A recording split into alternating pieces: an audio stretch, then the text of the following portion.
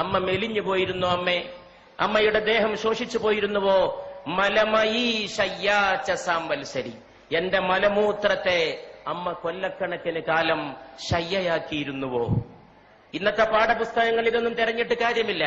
ഇന്നത്തെ വിദ്യാഭ്യാസത്തിൽ A+B all square is equal to A square plus B square plus 2AB എന്ന് പഠിപ്പിക്കുന്ന തിരക്കിൽ അമ്മയാരെന്ന് പഠിപ്പിച്ചു കൊടുക്കാൻ ഒരു സംവിധാനവുമില്ല. അതുകൊണ്ട് അമ്മയെ വീടുകളിൽ നിന്ന് ആട്ടിപ്പുറത്താക്കുന്നവരൊക്കെ വിവരമില്ലാത്തവരും വിദ്യാഭ്യാസമില്ലാത്തവരുമാണെന്ന് ധരിക്കണ്ട. അവരൊക്കെ വലിയ ബഹുമതികളുടെ അക്ഷരക്കൂട്ടങ്ങളെ സ്വന്തം പേരിന്റെ അകമ്പടി ചേർത്ത് എഴുതി വെക്കുന്നവരും ബിരുദ കൂമ്പാരങ്ങളിൽ ജീവിക്കുന്നവരുമാണ്. പക്ഷെ അമ്മയെ തിരിച്ചറിയാൻ വേണ്ടത് വേറെ ഒരു ജ്ഞാനമാണ്, സ്നേഹത്തിന്റെ ഒരു ജ്ഞാനമാണ്. അമ്മ വീണ്ടും നിർബന്ധിച്ചപ്പോൾ ശങ്കരൻ ഒരു ശ്ലോകം ചൊല്ലി തന്റെ അമ്മക്ക് നന്ദി പറയുകയാണ് ചെയ്തത്.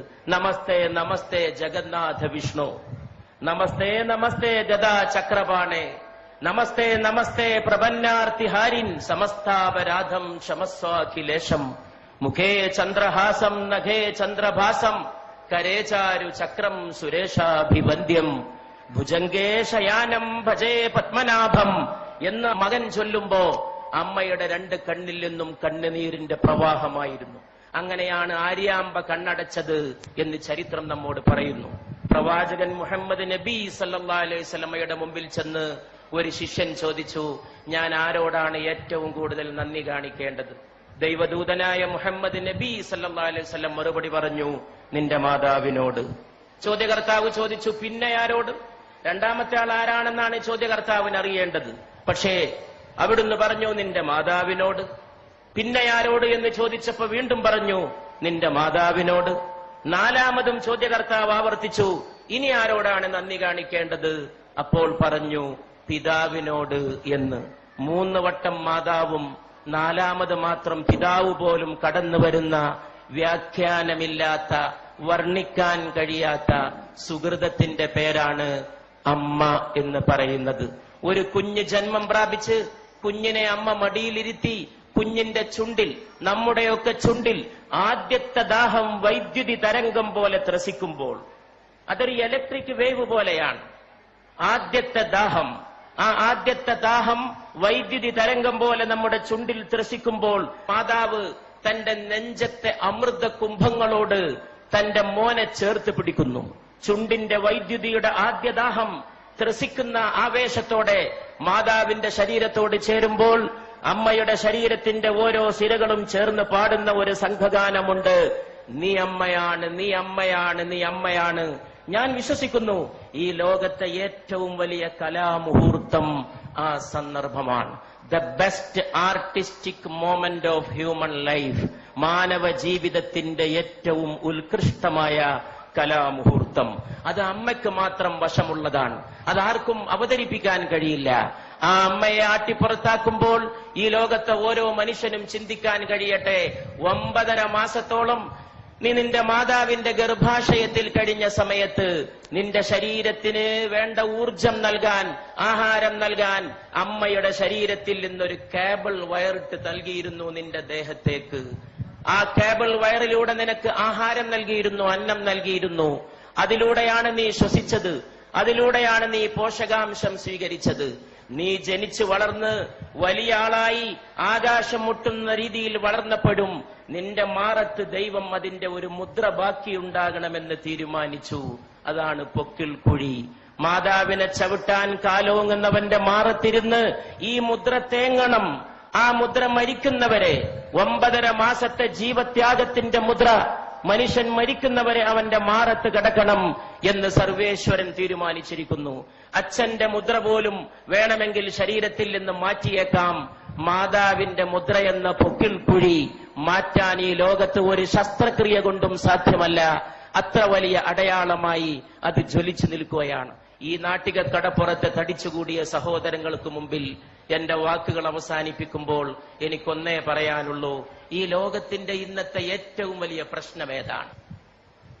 ഒരുപാട് പ്രോജ്വലമായ കലാമുഹൂർത്തങ്ങൾ നമ്മുടെ നാടിന് സമർപ്പിച്ച് ഈ നാടിന്റെ കലാഹൃദയത്തെ ത്രസിപ്പിച്ച മോഹൻലാലിന്റെ സാന്നിധ്യത്തിൽ സത്യൻ അന്തിക്കാടിനെ പോലെ ഒരു നിമിഷത്തെ സ്നേഹത്തെ ഒരു യുഗത്തേക്ക് പ്രസരിപ്പിച്ച ഒരു തൂലികാകാരന്റെ സാന്നിധ്യത്തിൽ, കേരളത്തിന്റെ ഗ്രാമങ്ങളിൽ മുഴുക്കെ മുഴങ്ങിയ കൈതപ്രത്തിന്റെ സ്നേഹഗാനത്തിന്റെ സാന്നിധ്യത്തിൽ, ഒരുപാട് കുടിലുകളിൽ കഞ്ഞിയില്ലാത്തവന് കഞ്ഞി എത്തിച്ചു കൊടുത്ത് ഒരുപാട് മലയാളികൾക്ക് തൊഴിൽ നൽകിയ, സ്നേഹത്തിന്റെ പുതിയ വ്യാഖ്യാനം തീർത്ത യൂസഫ് അലി സാഹിബിന്റെ സാന്നിധ്യത്തിൽ, ഇവിടെ ഈ മഹാസ്നേഹ സമ്മേളനം സംഘടിപ്പിച്ച, അതിനുവേണ്ടി ത്യാഗം ചെയ്ത എന്റെ പ്രിയ സ്നേഹിതൻ, സ്നേഹത്തിന്റെ പ്രതാപം പോലെ ജ്വലിക്കുന്ന പ്രതാപന്റെ, അദ്ദേഹത്തിന്റെ സുഹൃത്ത് റഷീദിന്റെ, അവരുടെയൊക്കെ സഹപ്രവർത്തകരുടെ സാന്നിധ്യത്തിൽ ഞാൻ ചോദിക്കുന്നു, ഇവിടെ ചോദിക്കേണ്ട ചോദ്യം അതാണെന്ന് വിശ്വസിക്കുകയും അതിന് ഉത്തരം നൽകാൻ ശ്രമിക്കുകയും ചെയ്തുകൊണ്ട്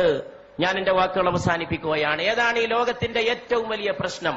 അത് ദാരിദ്ര്യമല്ല. ഇഷ്ടം പോലെ പട്ടിണി ഇന്നും ലോകത്തുണ്ട്. എന്റെ അടുത്തൊരു ചെറുപ്പക്കാരൻ വന്നിരുന്നു, ഒട്ടകത്തിന്റെ മലദ്വാരത്തിലേക്ക് വായ ചേർത്ത് നിൽക്കുന്ന ഒരു സുഡാനീസ് ബാലന്റെ ചിത്രവുമായിട്ട്. ഒട്ടകം വിസർജിക്കുന്നതിന് വേണ്ടി ആ വിസർജ്യം ആഹരിക്കാൻ കാത്തു നിൽക്കുകയാണ്. ദാരിദ്ര്യത്തിന്റെ പരമകാഷ്ഠ, ഒട്ടകത്തിന്റെ മലദ്വാരത്തോട് വായ ചേർത്ത് വെച്ച് നിൽക്കുന്ന സുഡാനിലെ ബാലൻ. എന്നിട്ടും ഞാൻ പറയുന്നു, ദാരിദ്ര്യമല്ല ഈ ലോകത്തിന്റെ പ്രശ്നം. ഈ ലോകത്തിന്റെ പ്രശ്നം ഇന്ന് ഒരുപാട് നിരക്ഷരരുണ്ടെങ്കിലും നിരക്ഷരതയുമല്ല ഈ ലോകത്തിന്റെ പ്രശ്നം എന്ന് ഞാൻ പറയും. ഈ ലോകത്തിന്റെ ഏറ്റവും വലിയ പ്രശ്നം തൊഴിലില്ലായ്മയില്ലെന്നും ഞാൻ പറയുന്നു. ഈ ലോകത്തിന്റെ പ്രശ്നം സ്നേഹശൂന്യതയാണ്. അതിൽ നിന്നാണ് വർഗീയത ഉണ്ടാകുന്നത്, അതിൽ നിന്നാണ് ഭീകരവാദം ഉണ്ടാകുന്നത്, അതിൽ നിന്നാണ് തീവ്ര സങ്കല്പങ്ങൾ ഉണ്ടാകുന്നത്, അതിൽ നിന്നാണ് മാതാവിനെ ആട്ടിപ്പുറത്താക്കാനുള്ള അവസരമുണ്ടായിത്തീരുന്നത്, അതിൽ നിന്നാണ് അച്ഛനെ അവഗണിക്കാൻ തോന്നുന്നത്. മാതാവിന്റെ കാൽച്ചോട്ടിലാണ് സ്വർഗം എന്ന് പ്രവാചകൻ പറഞ്ഞു. മാതാപിതാക്കൾക്ക് പ്രായമെത്തിയാൽ അവരോട് ഛെ എന്ന വാക്ക് പോലും പറയരുത് എന്ന് ഖുർആൻ വിലക്കി. ഛെ എന്ന ഒരു വാക്ക് മതി വേദനിപ്പിക്കാൻ. നീ നിന്റെ അച്ഛനെ തൊഴിക്കണമെന്നില്ല, ഒരു വാക്ക് മതി വേദനിപ്പിക്കാൻ. വാക്കുകൊണ്ടുപോലും നീ അവരെ വേദനിപ്പിക്കരുത്. ദൈവത്തോട് നന്ദി ചെയ്യുന്ന പോലെ നീ നിന്റെ മാതാപിതാക്കളോട് നന്ദി ചെയ്യണം എന്നും ഖുർആൻ തുടർന്ന് കൽപ്പിക്കുന്നു. അതുകൊണ്ട് പ്രിയപ്പെട്ടവരെ, ഇന്നത്തെ ലോകത്തിന്റെ ഏറ്റവും വലിയ പ്രശ്നം സ്നേഹശൂന്യതയാണ്. അത് ഓർമ്മിപ്പിച്ച വലിയ ഒരു അമ്മയെയും ഞാൻ ഓർക്കുന്നു. അത് മദർ തെരേസയാണ്. ഇന്ത്യയിലെ വലിയ ഒരമ്മ, ഒരുപാട് മക്കളെ മാറോട് ചേർത്ത അമ്മ. സ്നേഹമെല്ലാം ജയിക്കും, സ്നേഹമെല്ലാം പൊറുക്കും എന്ന് പഠിപ്പിച്ച ആ അമ്മയുടെ പേരിൽ ഈ സ്നേഹ സദസ്, ഇവിടെ കൂടിയ എല്ലാ അമ്മമാരുടെയും പേരിൽ, മോഹൻലാലിന്റെ അമ്മ ഇവിടെ വിളക്ക് കൊളുത്താൻ എത്തിയത് ഒരുപക്ഷെ ഈ മൺതരികൾ നാളെ ഓർത്തേക്കും. കാലങ്ങൾ കഴിഞ്ഞ് ഈ അമ്മമാർ വീട്ടിലേക്ക് പോയാലും നാളെ വൃദ്ധസദനങ്ങൾക്കെതിരായ ഒരു താക്കീതായി, ഇരുട്ടത്തൊരു കിരണമായി, ഒരു ഉൽഫുല്ല ബാലരവിയുടെ അരുണോദയ കിരണമായി, സ്നേഹനിരാസത്തിന്റെ അന്ധകാര സീമകളിലേക്ക് അടിച്ചു വീശുന്ന സ്നേഹപ്രകാശത്തിന്റെ ജ്വാലയായി ഈ തിരി എന്നും കത്തി എരിഞ്ഞു എന്ന് വന്നേക്കും. അപ്പോഴും നിങ്ങളും ഞാനും ഓർത്തേക്കും, നമ്മൾ രാത്രി ഉറങ്ങിക്കിടക്കുമ്പോ നമ്മുടെ പിതാവ് വന്നത്. അർദ്ധരാത്രിക്ക് ശേഷം തൊട്ടിലിൽ കിടക്കുന്ന എന്നെയോ നിങ്ങളെയോ നോക്കി അമ്മയോട് അല്ലെങ്കിൽ ഉമ്മയോട്, അച്ഛൻ അല്ലെങ്കിൽ ബാപ്പ ചോദിച്ചത്, ഉപ്പ ചോദിച്ചത്, എന്റെ മോൻ ഉറങ്ങിയോ? എന്റെ മോൻ. ഈ ലോകത്ത് ട്രാൻസ്ലേഷൻ ഇല്ലാത്ത, പരിഭാഷയില്ലാത്ത ചില പദങ്ങളുണ്ട്, അതിൽപ്പെട്ടതാണിത്. ആ സമയത്ത് പാവം മാതാവ് പറഞ്ഞിരിക്കും, മോൻ ഉറങ്ങി അല്ലെങ്കിൽ മോൾ ഉറങ്ങി എന്ന്. അപ്പൊ ഈ പിതാവ് തൊട്ടിലിൽ നിന്ന് കുഞ്ഞിനെ, നിങ്ങളെ എന്നെ വാരിയെടുത്തത്, മൂക്കോട് ചേർത്ത് ഉമ്മ വെച്ചത്, കവിളത്തും നെറ്റിയിലും ശിരസിലുമല്ല, നമ്മുടെ കുഞ്ഞിക്കാലുകൾ മൂക്കോട് ചേർത്ത് വെച്ച് ആ പാവപ്പെട്ട മനുഷ്യൻ വിതുമ്പിയത്. അതിന്റെ ഒരു സ്നേഹത്തിന്റെ മുഹൂർത്തം ഓർമ്മയുണ്ടെങ്കിൽ കേരളത്തിലെ വൃദ്ധസദനങ്ങൾ മുഴുവൻ അടച്ചിടാനും അവിടെയുള്ള വൃദ്ധ ദമ്പതികളെ സ്വന്തം വീടുകളിലേക്ക് കൂട്ടിക്കൊണ്ടുപോകാനും ഇവിടുത്തെ മക്കൾക്ക് സാധിക്കുമായിരുന്നു എന്ന് ഞാൻ വിശ്വസിക്കുന്നു. ആ സമയത്ത് ഒരുപക്ഷേ ഏതോ ഒരു കവി വിലപിച്ച പോലെ കാലവും വിലപിച്ചേക്കും.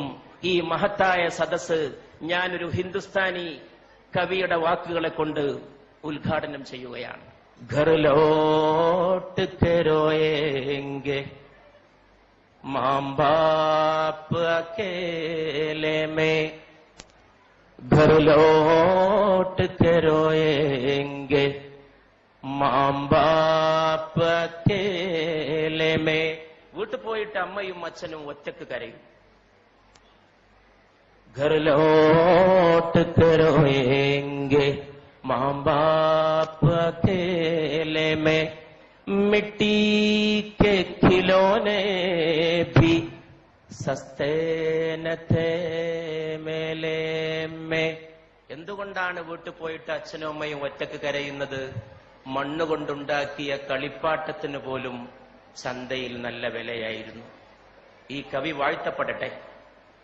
മണ്ണുകൊണ്ടുണ്ടാക്കിയ കളിപ്പാട്ടത്തിന് പോലും ചന്തയിൽ നല്ല വിലയായിരുന്നു. മനുഷ്യരെ നിർമ്മിച്ചൊരുക്കുന്ന മാതാവിനും പിതാവിനും ഒരു വിലയുമില്ല.